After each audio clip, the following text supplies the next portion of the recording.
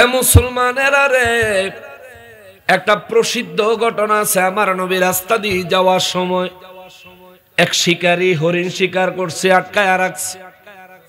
নবী রহমাতুল্লিল আলামিনের মানুষ, দুনিয়ার মানুষ চিনতে দেরি হয়েছে, কিন্তু পশু পাখিরা চিনতে দেরি করে নাই। কথা বলেন ঠিক কিনা? নবীজিরে ডাক দিয়া হরিণী কয়, ইয়া রাসূলুল্লাহ সাল্লাল্লাহু আলাইহি ওয়াসাল্লাম, নবী গো আমি একটু বিপদগ্রস্ত, আমারে সাহায্য করেন। মানুষের মতো কথা বলতেছেন। নবী বলেন, কি সাহায্য? হুজুর, আমার দুধের 2টা বাচ্চা আছে। নবী গো অনেক আগে বাচ্চাগুলারে দুধ খাওয়ায় আইসা শিকারীর ফাঁদে আটকায়া গেছি। হুজুর, আমার দিলে বড় টান লেগেছে, নিশ্চয়ই আমার বাচ্চাগুলো না খেয়ে আছে, তারা অনেক কষ্টে আছে। হুজুর, আমারে যদি দয়া করে একটু ছাইড়া দেন, আমি যাই আমার বাচ্চাগুলারে দুধ খাওয়ায়া আবার আপনার কদমে হাজির হব। নবী তো রহমাতুল্লিল আলামিন। নবী কয়, ঠিক আছে তুমি যাও। হরিণ ছাড়ার পরে দৌড়ায়া জঙ্গলে চলে গেল। যেখানে শিকারী ফাঁদ পাচ্ছে ওখানে নবী দাঁড়িয়ে রইলেন। এই ঘটনাকে আমাদের দেশে কিছু আলেম এটা জাল হাদিস বলে বর্ণনা করে থাকে। শোনো বাঞ্ছারামপুরের মুসলমান, আমি গত উমরা হজে যাওয়ার পরে ওই হরিণের ঘটনা যেই জায়গায় ঘটেছে ওই জায়গাটা আমি খুইজা বাইর করছি। যে জায়গায় শিকারী ফাঁদ পাচ্ছিল ওই ফাঁদ পাতার জায়গাটা এখনো সুন্দর করে সংরক্ষণ করা আছে, এখনো আছে সৌদি আরবে। আমি লাইভের মাধ্যমে আমাদের আল্লামা নকশবন্দি সাইবার টিম পেজের মাধ্যমে দুনিয়াবাসীদের দেখাইছি। যেখানে ঘটনা ঘটলো, ঘটনা ঘটার জায়গা আছে, যেখানে ঘটনা ঘটলো ঘটনার জায়গা সংরক্ষিত আছে। তাহলে বাংলাদেশ থেকে যারা এটারা জাল কিংবা মিথ্যা বলে উড়াইয়া দিল, এরা সঠিক কইল না ভুল? জোরে বলেন, সঠিক না ভুল?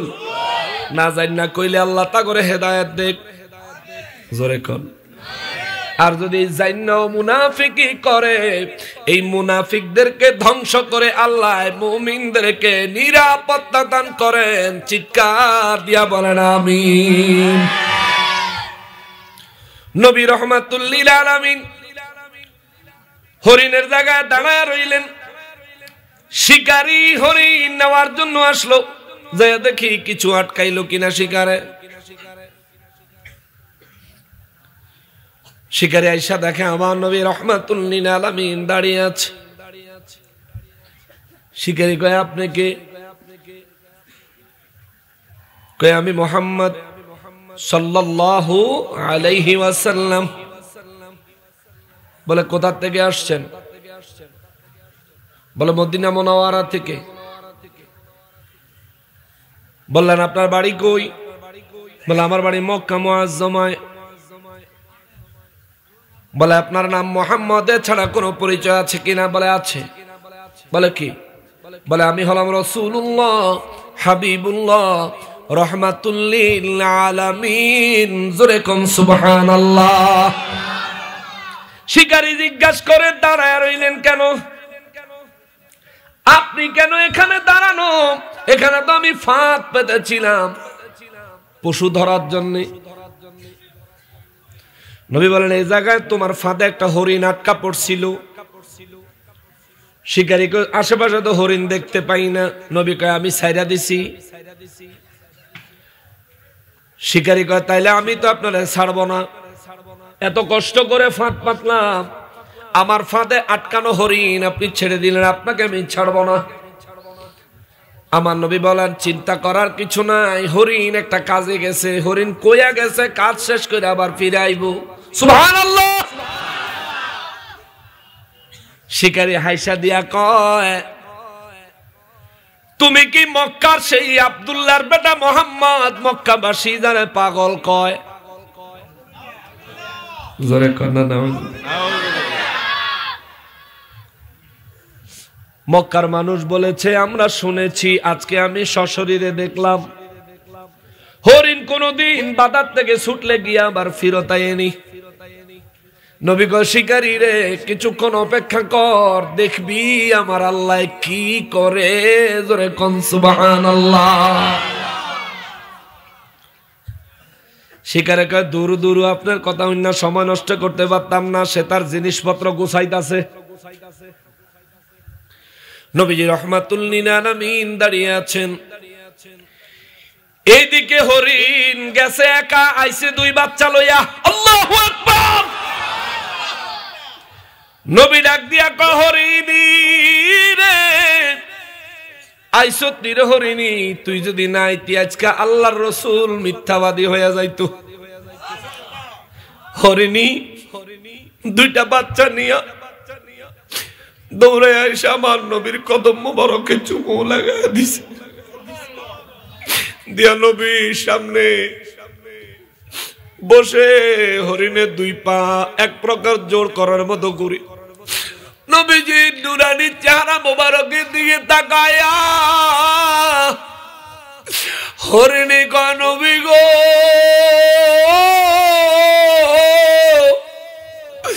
দুনিয়ার মানুষ আপনারে না চিনলেও তামাম প্রাণী কুল আপনাকে চিনে। আমি ওয়াদা দিয়ে গেছি আল্লাহর রাসূলের কাছে আমি ফেরত আসব। হুজুর, আমি ফেরত এসেছি, আপনি আমাকে মাফ করে দিয়েন। আমার জন্য আপনার সময় নষ্ট হলো, আমার জন্য আপনি আমার এই জায়গায় আসামি হয়ে দাঁড়ায় গেলেন। আমি হরিণের কারণে শিকারী না জানি কোন কোন কথা আপনারে শোনাইছে। আমার নবী কয়, হরিণী রে, ও হরিণী গেছস একা, আসবি একা, বাচ্চা নিয়ে আইসস কেন? হরিণী কয়, নবী গো, বাচ্চাগুলারে দুধ খাওয়ানোর জন্য যখন দৌড়ায়া জঙ্গলে গেছি, আমার বাচ্চাগুলো সে আমার দিকে তাকায় অভিমান করলো। আমি বললাম, বাচ্চারা রে, জীবনের শেষবারের মতো মায়ের দুধ খায়া নে, আমাকে যেতে হবে। আমার জায়গায় রহমাতুল লিল আলামিনের জামিনদার বানায়া আইছি।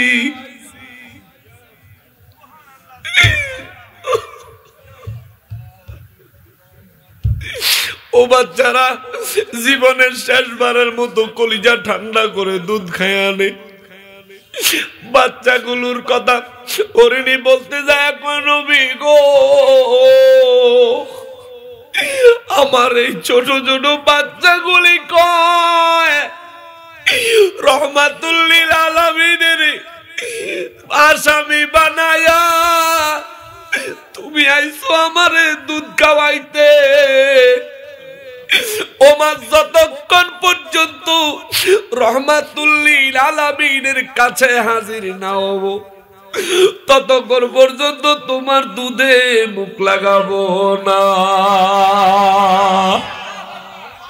হুজুর, দুইটা বাচ্চার একটা বাচ্চায় দুধে মুখ লাগায় নাই। হুজুর, আপনার কদমে হাজির হবে। নবী গো, আমার বাচ্চাগুলার একটু বলেন না, তারা যেন শেষবারের মতো হলেও আমার দুধ পান করে। ওইদিকে শিকারী বোকার মতো দাঁড়ায় রইছে। ওরে, এটা কেমন মানুষ, যেই মানুষের হরিণে ওয়াদা দিয়া গেলে ওয়াদা রক্ষা করে, যেই মানুষের কথা শুই না হরিণের বাচ্চাগুলি মায়ের বুকে দুধে মুখ দেয় না, দৌড়ে নবীর কদমে আইসা পড়ে। ওই শিকারী আমার নবীর কদম মোবারক জড়ায় ধইরা কয়, নবী গো, ও নবী, হাত দেরি করিয়েন না, এখনই আমার এক কাটি মা পড়ায়া মুসলমান বানায়া দে।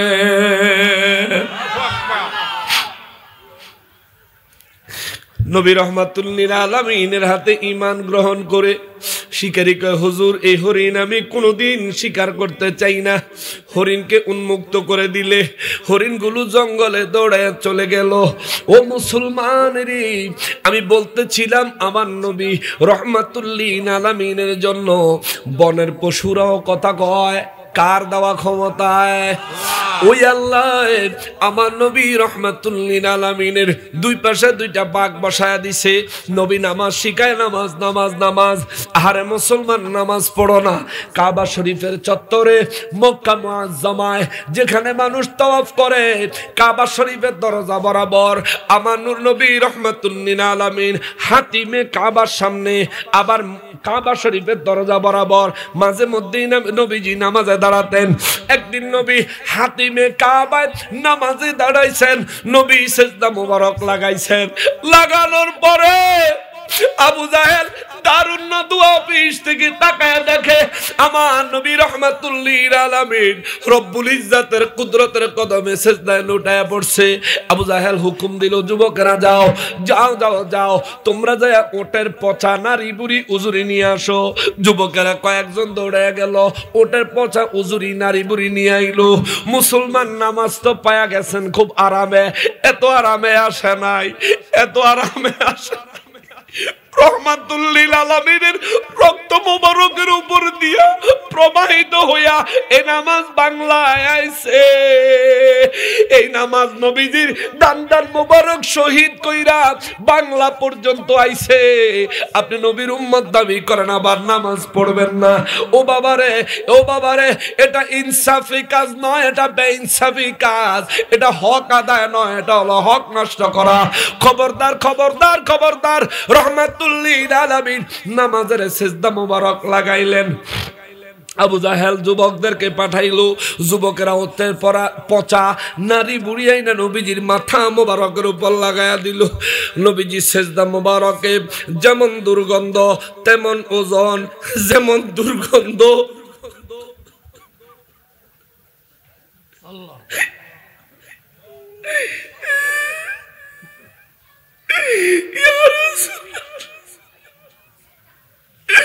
যেমন দুর্গন্ধ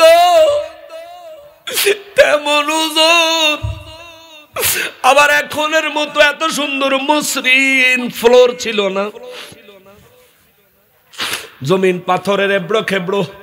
নবী সিজদা মোবারক লাগালেন, নিচের থেকে পাথর শক্ত হওয়ার কারণে নবীজি নিচের থেকে কষ্ট পাচ্ছেন।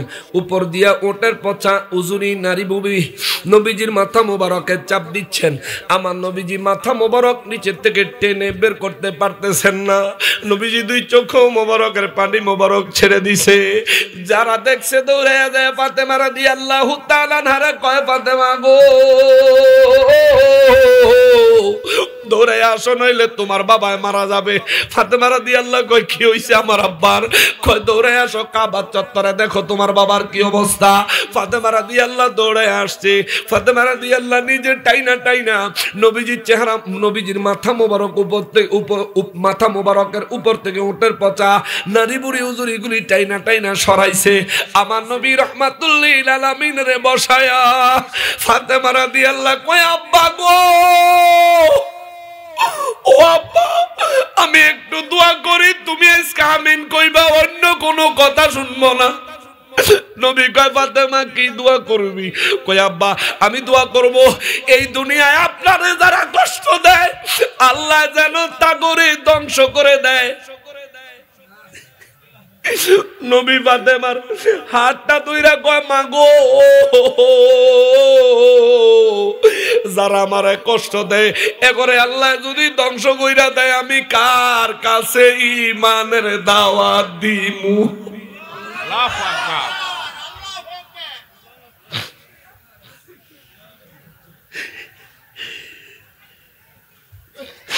ওরে দয়ালো নবী প্রেমের ছবি আর আসবে না জগতে, আমার দয়ালো নবী প্রেমের।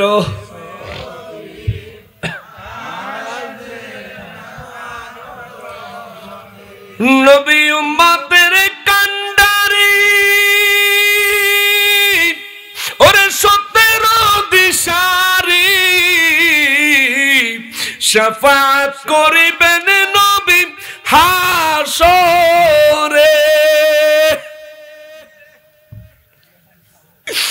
নবী হাসর দিনে উম্মত বিনে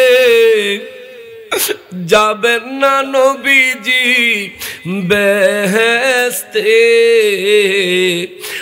আর আসবেন না জগতে আমার দয়ালো নবী প্রেমের ছবি আর আসবেন না জগতে আমার দয়ালো নবী